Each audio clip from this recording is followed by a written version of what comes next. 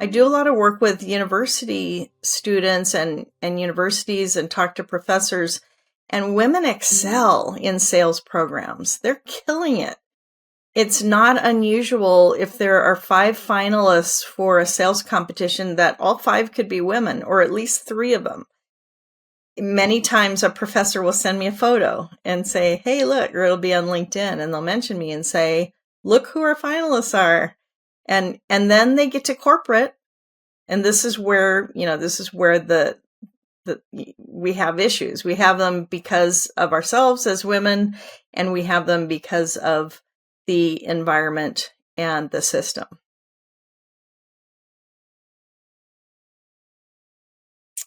Yeah. You start off fair enough, everybody comes in on the ground floor, and what happens is that missing rung, women get passed over for the next promotion, or maybe they maybe they become the manager, but then they miss the next promotion, and men just pass us up. So that's been happening for many, many years. If we were all super assertive and had stats and said, wait a minute, you can't do that, here's what I do, but we make it worse because we haven't all been trained. We've been raised to accept many things and to not necessarily speak up. I don't want to make a generalization for all women, but this has been typical that I forgot to ask for raises. I didn't ask about the pay to make sure that I was making the same as my male counterparts. I was taught to be nice and, just kind of go with the flow. And that caused me and many other women like me to fall behind. And the men would pass us up. And then pretty soon, who are the leaders? They're the men. And so until half of the leaders are women, I'm not going to stop doing what I'm doing. Until half of the leaders in business to business sales are women. Lori Richardson, I don't want it all. Sticking around. I just want half. Just half. I think that's fair. Yeah. I like how you say that in if we're honest, and can we just say right now, one time, mass generalities aside, and speak to what we've seen and what you know in your vast experience working with so many women's groups and so many universities, including Harvard. Women aren't asking. We have been taught to be nice. We have been taught to go along and go with the flow, which means we are not asking for the promotions and the raises to the degree and frequency that men are. And I want to say something about confidence, because I think it's a skill, and I think you have to build it and practice it to have it. We don't traditionally come with that skill. And so I have a personal problem saying that women are not as confident as men. I don't know why, but it's my problem. And the interesting thing is, Lauren, that I've done panels all over the country, and there are women leaders who can't relate to that. When a woman in the audience says, how did you get your confidence? And the woman leader is like, I don't know what you're talking about. Like, I've always had it. And that there's some kind of a split, but there are definitely many of us who needed to build that muscle to build up so that we were able to speak up without fear. We were able to ask for what we needed, and we were able to move further along because of that. Ladies and gentlemen, confidence is a learnable skill. And you and I have watched it happen with our work in Girls Club. And as these women gain more confidence, they speak up more. And as we're asking for raises and promotions, that's how we keep up. That's the part we own, right? Now let's go back. You said what really inspires you and keeps you going is when you run across leaders who get it. Tell us some of the traits of a leader who gets it. Out there, I think of some of the male allies that I know who reach out to me on a regular basis if they have a question or a problem or a situation.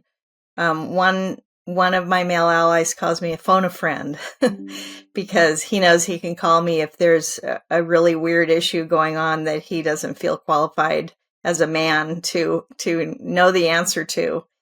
And I just know so many from different companies, big and small. So enterprise-sized companies, I've worked with some incredible men and women, and also startups and people, who are building just in that big go-to-market mode.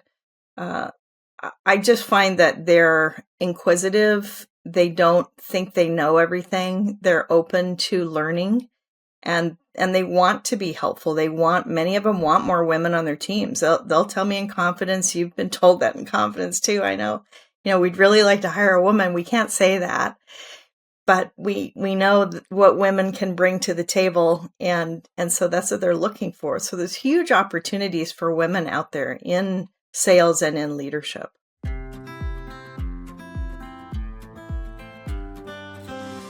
A mentor is someone in your organization who has the power to speak about you in a meeting that you're not in, to make a suggestion when someone else is maybe trying to pass you over because of someone that they like.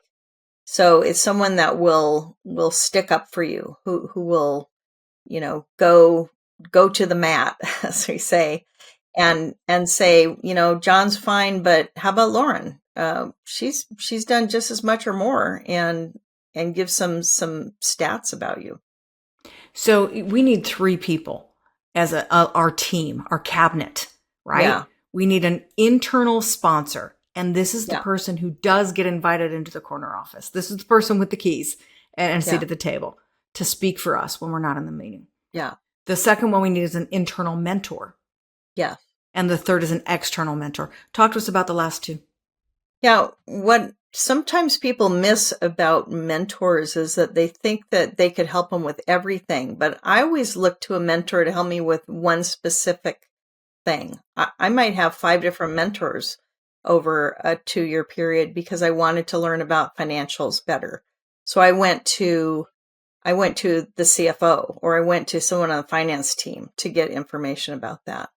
Whereas, that there's other people that could help me with my communication skills. And so I might want to talk to someone else inside or outside the company. And I like to have mentors outside of the company as well, just because you can be a little more private.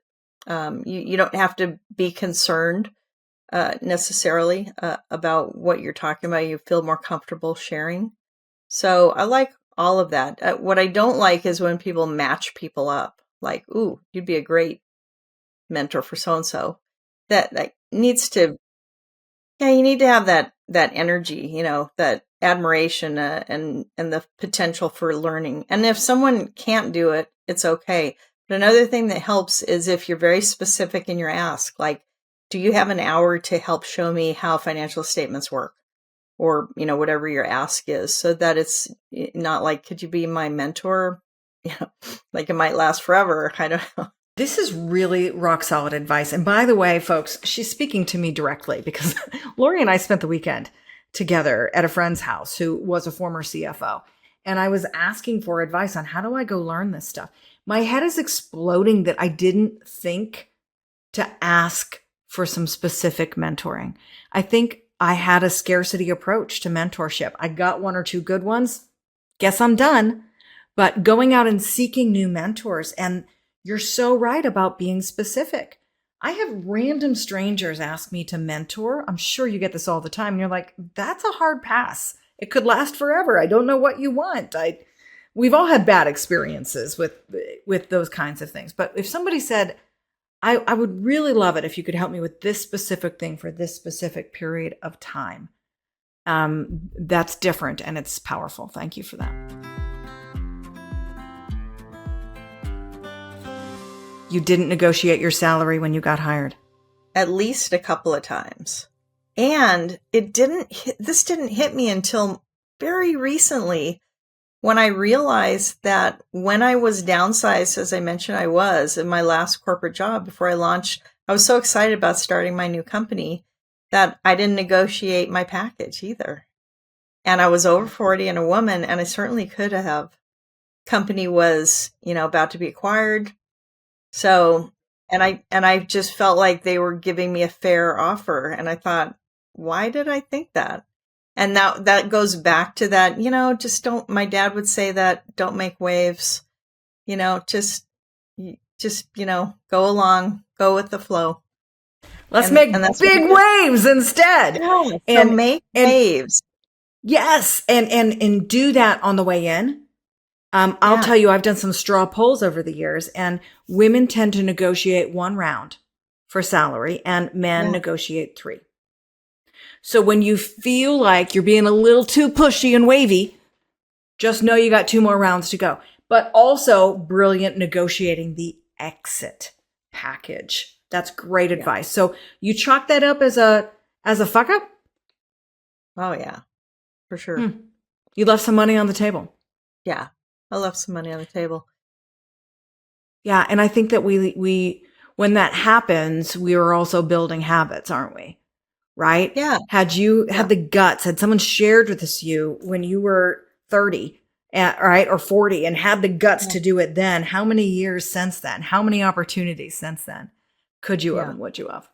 Thank you. Well, it's funny because now I catch myself, because quite often as, a thought leader, people will ask us to do something like, could you write a paragraph about this or that, which I'm happy to do typically. But now I ask, like, are any of the guys getting paid to do this? Is this going to be gated content that you're going to make money off of?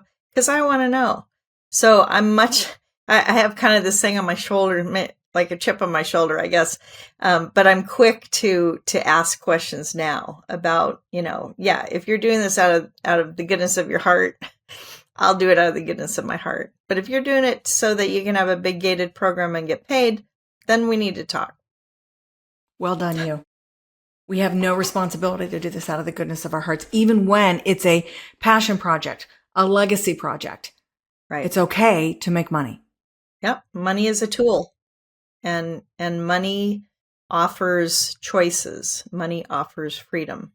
So the young women I run into that say, oh, I don't really care about the money. It's like, well, you might want to rethink that, because money will give you freedom, and you'll get to a point where freedom will, get you to go see a sick relative, or to go on a trip, or to do a whole host of things that you wouldn't be able to do if you didn't have that tool. You don't win points for not caring about money.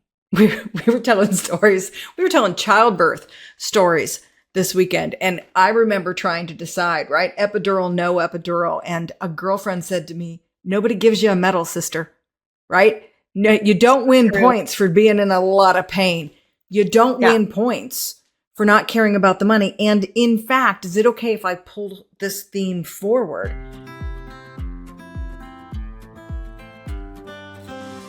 Why is it so fulfilling to spend a weekend in the company of women? I don't know if it's women like you, people that were like similar roles, similar goals. Yeah. Is it stage of life? Because we all shared that this felt more cup filling than a week on the beach in the Caribbean. This felt more cup filling than spending a summer with my kids. This felt more cup filling than anything I've ever done ever in my entire life. Why? I think it's the stories. It's a shared experience. It's like, oh, I did that too. Someone says one version and I had another version, just slightly different, but I could totally relate. And I don't know that many people that could relate to some of those stories that we shared. So for me, that's part of it. I believe being in the company of, these executive women, former executive women, and just women who have been through a lot. Many are mothers, who we're around, and we have funny stories. We have funny, but also scary and serious, and lessons that we've learned. So I don't think you get that elsewhere. Not for me, anyway. It all starts when you decide to get personal, right? Yeah. And I don't know that that's exclusive to women. I think that sometimes we feel safe, Yeah. women in But the it was company of women, honest but too. It's yeah. it's transparent. So many people are not transparent. For me, I appreciate that. The honest, no makeup. Hey, this is what it is. It is what it is. And just being 100% authentic.